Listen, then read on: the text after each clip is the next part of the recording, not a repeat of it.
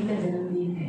आज कल्पना मावशीचा आणि रजनीताईचा वाढदिवस आहे। तुम उनका वचन देखेंगे आणि त्याचं वचन पाहूया। बड़ी दया की आज एक ही दिन में दोनों का जन्मदिन प्रभु लिया है। आणि खूप देवाने मोठी दया त्यांच्यावरती केलेली आहे। एकाच दिवशी देवाने त्या दोघींना जन्म दिला। बाइबल में लिखा है आकाश के नीचे पृथ्वी के ऊपर हर एक बात का समय है। आणि बायबलमध्ये दिलेलं आहे आकाशाच्या खाली आणि पृथ्वीवरती प्रत्येक गोष्टीची वेळ आहे। तो जन्म का समय, जशी जन्माची वेळ। तो जन्म ये परमेश्वर की ओर से है। आणि जन्म ही देवाकडून आहे। परमेश्वर ने हमें जन्म दिया है। देवाने आपल्याला जन्म दिला। परमेश्वर ने हमें बनाया है आणि देवाने आपल्याला बनवले ताकि हम परमेश्वर में सृजे गए उसकी महिमा के लिए की आपण देवाची आपली निर्मिती यासाठी झाली की आपण देवाचा गौरव करावा। यशायाह में प्रभु का वचन कहता है परमेश्वर के द्वारा हम सृजे गए ताकि उसकी महिमा करें। आणि यशायामध्ये देण्यात आलेलं आहे की देवाने आपली निर्मिती यासाठी केली आपण त्याची प्रशंसा करण्यासाठी। इसलिए प्रियो परमेश्वर ने जब हमें सृजा है तो हमारा जीवन आखिरी सांस तक यीशु की महिमा करे। आणि देवाने आपली निर्मिती केलेली आहे तर आपल्या शेवटच्या श्वासापर्यंत आपण देवाची स्तुती केली पाहिजे।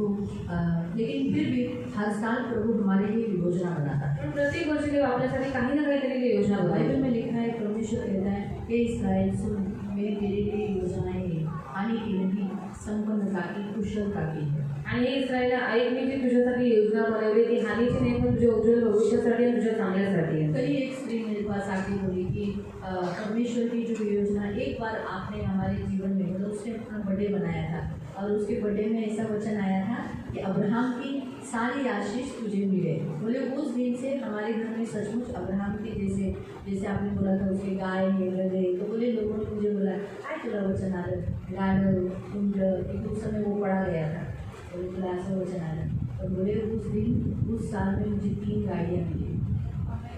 तो कल वो बता रहे थे बोले उस दिन से प्रभु ने मुझे इतना आशीष दिया बहुत प्रभु ने ब्लेसिंग दिया। तो बोलते कि जो प्रभु वचन देता है वो सही रहता है।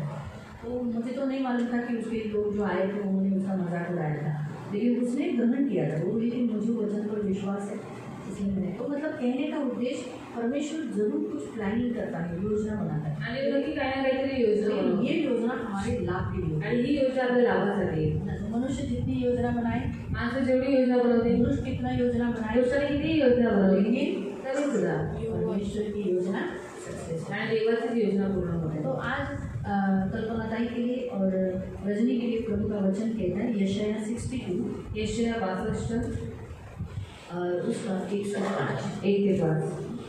अभी परमेश्वर आपके लिए बहुत चिंता करता है आणि देव तुझ्यावर खूप चिंता करतो। तो उसका वचन पतरस की पत्री में दिया गया है आणि पेत्राच्या पत्रामध्ये त्याचं वचन दिलेलं आहे किसी भी बात की चिंता मत करो आणि कोणत्याही गोष्टीची चिंता करू नका क्योंकि प्रभु को तुम्हारा देवाला तुमची काळजी आहे। ख्याल है। क्या लिखा है 5 पहला पतरस अध्याय 5 पहिला पेत्र अध्याय 5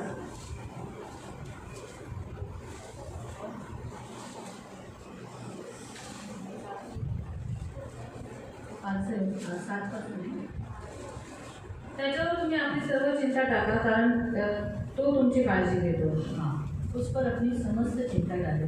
वो आपको चिंता में देख नहीं सकता। आप चिंता में हो टेंशन में हो इसीलिए वो आपको बिल्कुल देख नहीं सकता और उसको आपका ख्याल है वो आपका केयरिंग करना चाहता है और केयरिंग करता भी है। इसलिए अब तक आप जिंदा हो और आपका मृत्यु नहीं हुआ यहाँ तक आपके जीवन में ऐसी कुछ बातें हुई है अगर आप इस संसार में रहती भी नहीं आप तक जिंदा नहीं होते लेकिन प्रभु की दया से वो आपका ख्याल करता है इसलिए आप भी जिंदा हो और आपके कारण आपका कुटुंब जिंदा है। और अभी तक आपके कुटुंब पर कोई बुराई एकदम बड़ी विपत्ति प्रभु आने नहीं दी हमेशा रक्षा किया। तो आज आपको प्रभु कहता है 62 का सियोन के निमित्त मैं चुप न रहूँगा। प्रभु कहता है तुम्हारे लिए आज से वो चुप नहीं रहेगा। अब तक शांत रहा रोका रहा आपको बचाता रहा लेकिन अभी नहीं अभी वो आपके लिए साइलेंट नहीं रहेगा। साइलेंट का युग है जब अब्राहम का साइलेंट पीरियड था कितना साल था 13 साल में परमेश्वर ने क्या किया आइज़ैक का प्लान किया। वैसे ही आपके साइलेंट पीरियड जो परमेश्वर के जो साइलेंट पीरियड थे आपके लिए इतने साल से अभी आए अब्राहम के लिए 13 आपका देखो जब से कितना साल हुआ कल्पना का से? बहुत साल से ना। तो अब साइलेंट पीरियड हट गया और प्रभु कहता है आगे, सियोनीची नीतिमत्ता उदय प्रभेप्रमाणे फाकेपर्यंत तिच्याकरता मी मौन धारण नाही. यरूशलेमचं वचन नाही वाचलं. सियोनच्या अंदर यरूशलेम के निमित्त मैं चैन न दूंगा, ऐसा हमारी हिंदी में ऐसा लिखा है. क्या लिखा है? हमारे यरूशलेम, यरूशलेम यानी आप प्रभु के हो. 62 आइज़ाया 62 का 1 से हम देखते हैं. आप भी अपने लिए लेना है, प्रोक्लेम करना है. तुम्हाला तुमच्यासाठी हे वचन स्वीकार करायचं आहे, मला माझ्यासाठी, तुम्हाला तुमच्यासाठी. मी प्रभूकडे मागून हे वचन घेतलेलं आहे. म्हणजे मी बोलली नाही मला हे वचन दे. मी तिथं शांत असताना, देवाजवळ प्रार्थना करत असताना मी प्रभूला म्हटलं, प्रभू वचन दे, वचन दे. तेव्हा देवाने मला ही वचनं कानात सांगितली म्हणून मी घेतलं. मला कळालं हे वचन 62 आयझायाचं, कारण मी बायहाड आहे ना, फिटच झालं आहे मला. काही वचनं कशी मनात अशी बसलेली की आपल्याला फक्त ते बोललं की कळतात. या शाळेमध्ये 65मध्ये असं कळून येतं. तर देव तुम्हाला म्हणतो यरूशलेम. आता तुम्ही यरूशलेम का सांगितलं? कारण तुम्ही देवाच्या मंडळीतल्या, देवाच्या राज्यातली मुलं आहात, देवाच्या घरातली शांतीची मुलं आहात. म्हणून देव तुम्हाला म्हणतो तुमच्यासाठी तो आता शांतीने नाही राहणार. आतापर्यंत त्याने तुमच्या आयुष्यात चालून दिलं. आता नाही. आता तो काय म्हणतो? आता तो म्हणतो हां, यरूशलेमेचे दारुण पेटलेल्या मशालींप्रमाणे दिसेपर्यंत तिच्याकरता मला चैन पडणार नाही. क्या लिखा है कि आप धार्मिकता का प्रकाश और उद्धार की जलती हुई मशाल के समान जब तक दिखाई नहीं देती तब तक परमेश्वर तुम्हारे लिए शांत नहीं बैठेगा, काम करेगा. यानी परमेश्वर आपके जीवन में धार्मिकता का प्रकाश देने वाला है और उद्धार की जलती हुई मशालें, यानी आपके लोगों का उद्धार. आप मशालें यानी आपके घर के लोग जो उद्धार पाए हैं. आपके घर के जितने लोग हैं, 5 है, 3 है, 4 है, जितने आपके घर के उद्धार, वो मशाले के समान जलेंगे. आपके घर के लोग कितने लोग हैं? वो लोग मशालों के समान जलेंगे. उनका उद्धार होगा. वो एक छोटे मशाल ही सही तो भी प्रभु के लिए उजियाला देने वाले रहेंगे, लोगों को उजियाला देने वाले रहेंगे और धार्मिकता का प्रकाश यानी मसीह में वो आएंगे. दूसरा वचन, राष्ट्रे तुझी नीतिमत्ता पाहतील, सर्व राजे तुझे वैभव पाहतील. हाँ लिखा है आज के बाद तेरे जितने जाति, जिस जाति से तुम लोग निकले हो वो तुम्हारा धर्म यानी परमेश्वर में तुमने जो प्रभु के लिए काम किया. धर्म का मतलब क्या है? परमेश्वर की नज़र में जो सही है वो करना. वो लोगों के लिए तुम दिखाई देगा कि और राजा तेरी महिमा देखेंगे. यानी बड़े बड़े जो लोग इस संसार में हैं वो भी क्या करेंगे? तुम्हें देखेंगे अरे कितना काम तुम्हारे जीवन में परमेश्वर ने किया है. परमेश्वराच्या मुखाने ठेवलेल्या नव्या नावाने तुला हाक मारतील. हाँ, परमेश्वर आपको नया नाम दे रहा है, एक नया नाम. और अगर आप इस वचन को रेवलेशन में भी पढ़ सकते, वहाँ लिखा है मैं तुझे नया नाम दूंगा. ऐसा नहीं है कि ये नया करार ही कहता है. जूना करार में भी अगर आप पढ़ोगे तो परमेश्वर ने अब्राहम को भी नया नाम दिया, सारा को भी नया नाम दिया, सिर्फ पुरुष को नहीं दिया, स्त्री को भी दिया. तो परमेश्वर ने हर एक को नया नाम दिया. और नए करार में तो हम देखते हैं कि यीशु के शिष्यों को भी कुछ कुछ दूसरे नाम थे, यानी नए नाम दिए थे. जैसे पतरस का नाम देखिए, उसका नाम पतरस नहीं है, उसका नाम शिमोन है, लेकिन यीशु ने उसका नाम क्या किया? पतरस. आपको समझा? तो यीशु ने भी उसका नाम चेंज किया. बरनबास का भी नाम दूसरा है. अलग अलग बहुत सारे लोगों का नाम आप देख सकते हैं. तो यीशु ने खुद भी रेवलेशन में कहा, मेरे ख्याल से दूसरे या तीसरे अध्याय में कहा कि मैं तुझे नया नाम दूंगा. तो नया करार में अगर हम एक्ट्स पढ़ेंगे तो लिखा है मसीह हमारे नया नाम है. ये हम सबको नया नाम दिया है, लेकिन साथ साथ इस अध्याय में आपको एक स्पेशल नाम दिया गया है. पढ़े. तू परमेश्वराच्या हाती शोभायमान मुकुट, आपल्या देवाच्या हाती राज किरीट होशील. हाँ, तो अभी आज से परमेश्वर आपको कहता है कि तू परमेश्वर के हाथ में एक शोभायमान मुकुट के समान रखेगी. तो मुकुट कहाँ पहना जाता है? प्रभु आपको सिर के ऊपर उठाए बनेगा एक बच्चे के समान और आपको सुंदर बनाएगा. और लिखा है परमेश्वर की हथेली में राज मुकुट के समान ठहरेगी. तो राज मुकुट यानी परमेश्वर के राज्य में आप एक ऐसी फलती हुई खूबसूरत सुंदर बढ़ती हुई मुकुट के समान हो जाओगे. जो टॉप है, मुकुट नीचे नहीं रहता है, टॉप है. हमें तो परमेश्वर आपको टॉप पे रखेगा। ये आज आपको परमेश्वर वचन देता है। और अच्छा है, मैं तो बहुत ही अच्छा हो गया आज 41 डेज के दिन में बर्थडे आया। क्यों? अगर बर्थडे नहीं आता तो मैं आज ब्लेसिंग का या आशीष का वचन नहीं निकालती। नहीं मतलब प्रभु नहीं देता ना। वैसे तो मैं आज ये वचन सिखाने वाली थी कि 41 डेज पे बारिश बंद हुई, 40वें दिन में बारिश बंद हुई और 41 डेज पे बारिश रुक गई और हवा चालू हुई। आज सुखना चालू है। हमारे जीवन का दुख जो है वो सुखना चालू है। तो ऐसे एक एक स्टेप में लेने वाले थे, लेकिन उन्होंने अभी वो संडे को ही सिखाया। लेकिन देखो संडे के लिए वो वचन रखा गया, तो आज प्रभु ने बड़े बड़े वचन दिया है ना। तो 41 डेज इज सचमुच ब्लेस्ड डे। यापुढे तुला सोडलेली म्हणणार नाही। हाँ, तुझे छोड़ा है, उसने त्यागी हुई है किसी काम के लिए, ऐसा नहीं बोला जाएगा। यापुढे तुझ्या भूमीला वैराण म्हणणार नाही। हाँ, तेरा एकदम खाली वैराण मतलब उजाड़पन तो तुम्हारे लाइफ में था, वो उजाड़पन तुम्हारे जीवन में नहीं रहेगा। तर तुला हेप्सिबा ती माझा आनंद व तुझ्या भूमीला बहुत विवाहित म्हणते। तुझे क्या नाम दिया गया है? हेप्सिबा और ब्यूला। हेप्सिबा का मतलब है मेरी प्रिया, और ब्यूला का नाम का अर्थ है सुहागा। दो नाम आपको मिले बाबा? लोग एक एक मांगते, आपको तो दो दो नाम मिले। तो आप सबको कौन सा कितने? उनको ही नहीं, हमें भी मिला ना आज का। हाँ, क्या नाम मिला? My beloved. और ब्यूरा मतलब सुहागे, विवाहित। तो आप विधवा नहीं रहोगी, त्यागी भी नहीं रहोगे, क्योंकि विधवाओं को कष्ट होता है, दर्द होता है, और त्यागी हुए को नाचकी होती है, बदनामी होती है, तो कुछ देते हैं। लेकिन सुहागी को रिस्पेक्ट मिलता है। इसका मैं मीनिंग आपको बता रही हूँ। इसका मतलब है आज से प्रभु आपको स्वीकार किया हुआ मान सम्मान देने वाला ऐसा बनाएगा।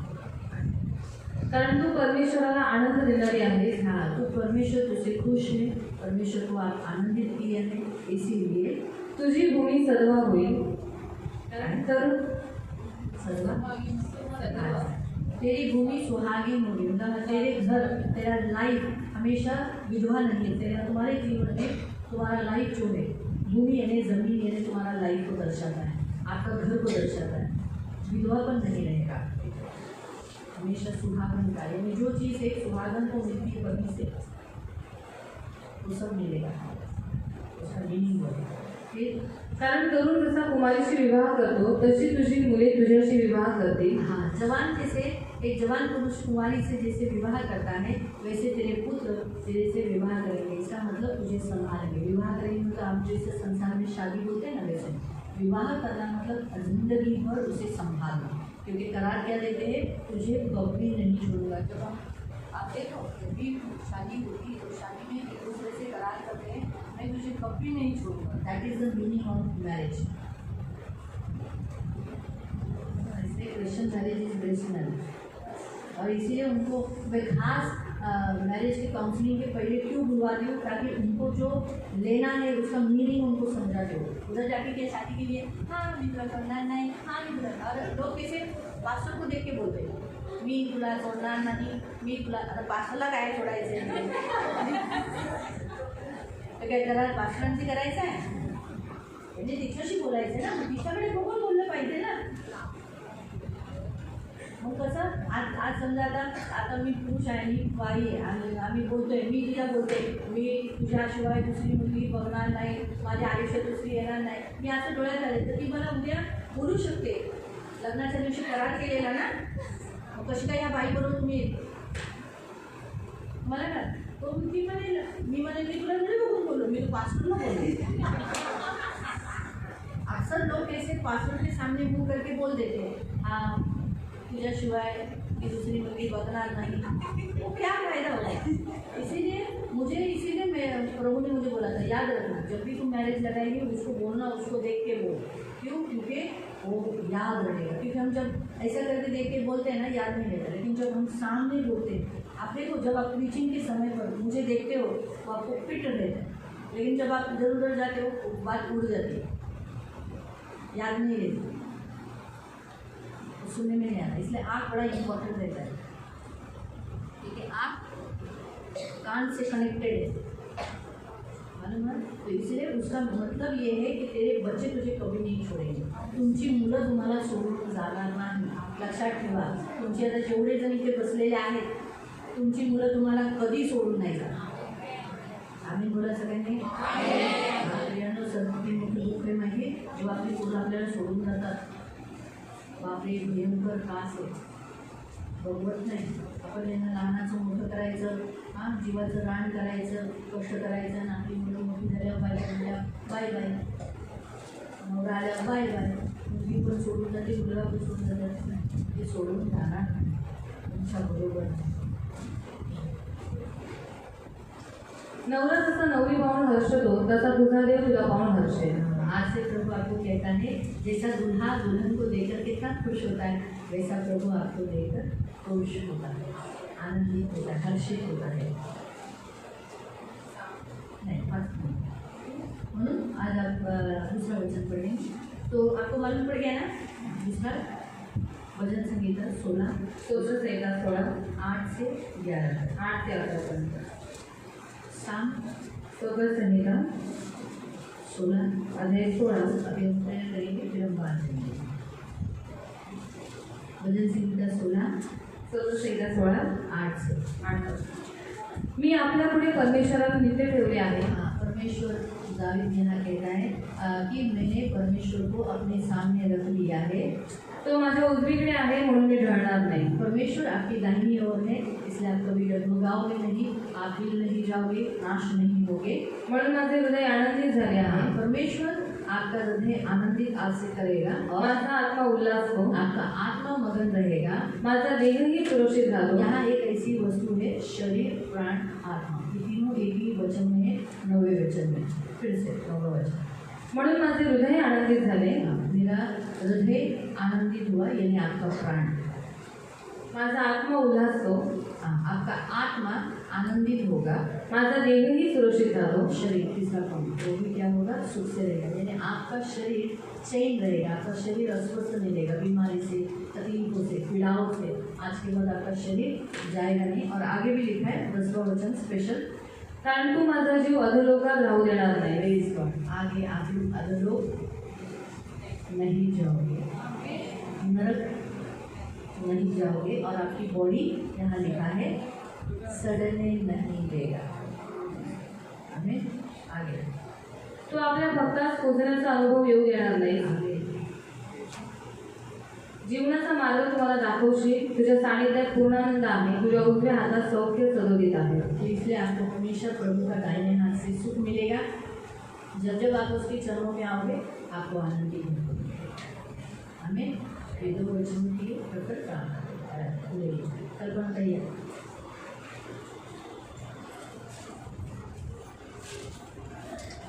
पिता प्रभु यीशु के नाम से प्रभु हम आपके सामने आते हैं। मेरे महान पवित्र सेनाधीश पिता प्रभु, आज कल्पना तय का जन्मदिन है, और मेरे महान पवित्र पिता, क्या ही बड़ा सौभाग्य है कि 40 दिन खत्म होने के बाद प्रभु 41 डेज के में आज इन दोनों का बर्थडे आया, और आज तुम्हें इनके साथ हम सबको भी ब्लेसिंग दिया है। और एक नहीं, लोगों के पास तो एक ही नाम देता है, इसके पास तो प्रभु 2 नाम आपने दिया है, कैसी बात और मैं धन्यवाद देती हूँ मेरे महान पवित्र पिता। इन दोनों को प्रभु बहुत आशीषित करना।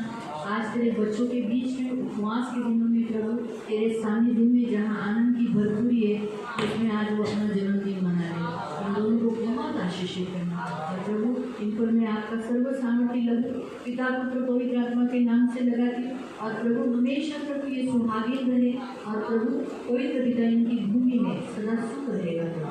धन्यवाद देते मेरे राजा यीशु, मेरे महान पवित्र पिता, इन दोनों को आशीषित करते, आपके पंख में सुरक्षित रहने के लिए प्रार्थना करते। ये फूले फूले फलवंत हो जाए। वचन आइज़ाया 62 वर्स 1 to 5, और प्रभु साम 16 8 to 11 इन वचनों को रखकर पिता पुत्र पवित्र आत्मा के नाम से मुद्रित करते और इन्हें आशीषित करते। और पवित्र पिता, जो तेरा वचन है वो कभी फेल नहीं होगा। आकाश और पृथ्वी चल जाएंगे, लेकिन तेरे मुख से निकला हुआ वचन कभी फेल नहीं होगा।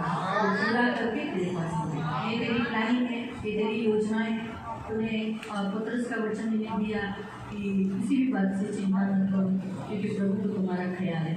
इसलिए प्रभु आज से तो इनके विषय में चुप नहीं रहेगा, न चैन से नहीं रहेगा, प्रभु रहेगा, परंतु तो इनके लिए आज से काम करेगा। इनके घर में तो मशाले जलाएगा। प्रभु पवित्र पिता धन धार्मिकता का प्रकाश उनके ऊपर चमकेगा। धन्यवाद देते मेरे मन पवित्र पिता सेनाधीश परमेश्वर, प्रभु तू अब इनके लिए फूट खड़ा हुआ है। धन्यवाद देते इन्होंने अपने हाथों में राज मुकुट के समान लिया है। इससे मेरे मन पवित्र पिता ये शोभा में बढ़ेंगे, इनकी खूबसूरती बढ़ेगी। प्रभु इनका शरीर प्राण आत्मा तुझमें सुरक्षित है। धन्यवाद देते लघु कर देगा से इन दोनों को तेरे हाथों में, इनके कारण इनके पूरे कुटुंब के व्यक्तियों को आशीष यीशु के नाम से।